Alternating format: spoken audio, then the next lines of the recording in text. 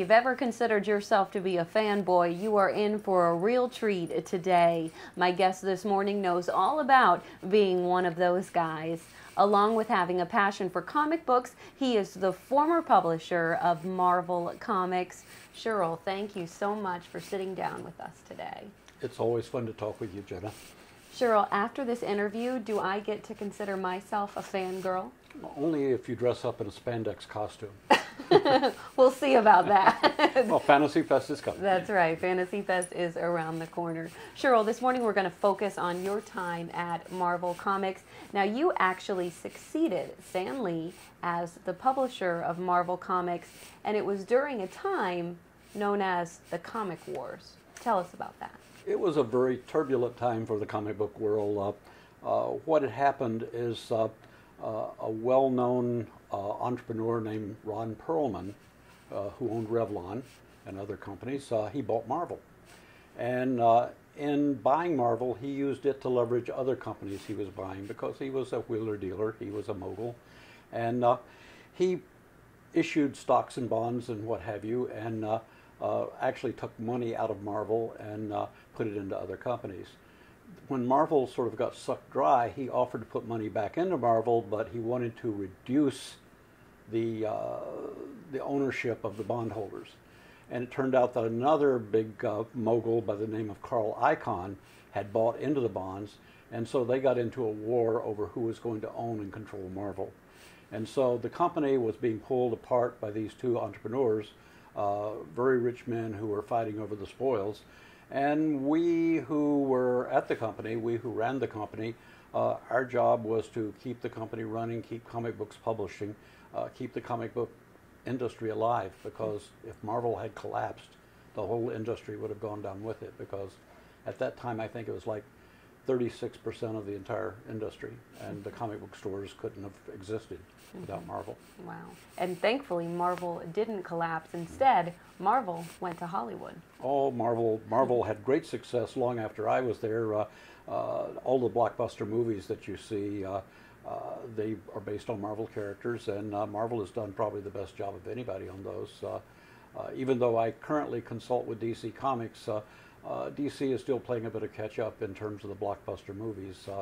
Marvel, many of the movies that they've done were in the works when I was there, but because the fight was going on and Ron Perlman threw the company into bankruptcy, kind of as a poison pill to hold Carl Icahn off, they wouldn't let us go forward with a lot of the movies.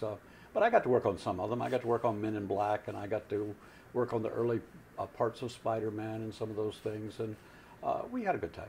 Very jealous of you, Cheryl. You got to meet Will Smith. I did. All right, Cheryl, you have over 40 years of publishing experience. You've quoted, though, that your time at Marvel, it was your best job, yet it was also your worst job. Why is that? Well, what could be more fun than running a comic book company? What could be more fun than being in a business of telling stories, using your creativity and your imagination, and working with wild and crazy guys who lived in that world, who believed in that world, who knew all the characters and knew what the characters should do, and knew what the fans wanted.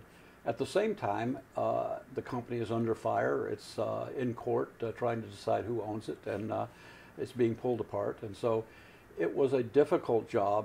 It's the worst job in a sense, because you had all these adverse circumstances, but the best job in that it was fun. Oh, I'm sure it was very fun, and especially since you have always been a fanboy, Cheryl. It was a dream come true. Well, you know, like many little kids, I grew up reading comic books, and so when I arrived there, I actually knew something about the characters, knew something about comic books. That wasn't true of most of the management. Most of the upper management at Marvel were people who weren't comic book fans, who were just simply, it was a business, it was a product. Ron Perlman didn't read comic books. Carl Icahn didn't read comic books. Very few of the upper management, other than me, read comic books. Favorite Marvel superhero? Oh, I'm always asked that, and I always give a different answer every time. What's your answer today? I think I'll stick with Daredevil, because Daredevil was the man who knew no fear, and they used to say that about me at Marvel, that I knew no fear.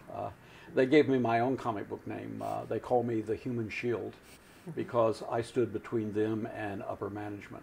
At the same time, upper management thought that I was the guy watching out for them with all these crazy wild editors. So I was the guy in the middle. The human shield, I like it. All right, Cheryl, how did we get so fortunate to have you down here in Key West? Well, after Marvel went through its ownership turmoils and they terminated all of us and sent us on our way so that they could run the company with less expense, I wound up at Reader's Digest. I mean, how's that for a difference? Marvel Comics, Reader's Digest. And after a few years at Reader's Digest, where I started and was running a division for them, they were going through a downsizing.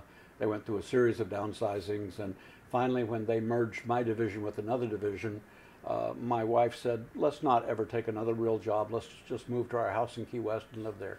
And here I am. Here you are. But you do have another real job. You have started a new publishing company entitled Absolutely Amazing eBooks.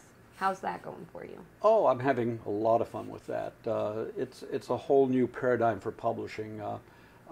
Sort of three things came together that sort of made me decide to do this. All my friends in the publishing world, in the book publishing world, were complaining about how the world was falling apart, how everything was different, nothing worked. You know, you'd had the mom and pop bookstores, and then along came Barnes and Noble and Borders, who put them out of business, and then along came Amazon, who put them, at least Borders, out of business. And so the world had changed. The old way of publishing, the old economic formula, didn't work anymore. Then the other thing that happened is the invention of the tablet, the e-reader, the iPad, the Kindle, the Nook, and suddenly you could read your books in a whole different way.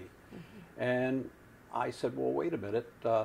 If I were going to reinvent publishing, how would I do it? And I decided that what would make sense that the old mainstream publishers couldn't do, because they had brick and mortar buildings, they had contracts, they had such an investment in the old way of doing things that they couldn't just throw that out and start over.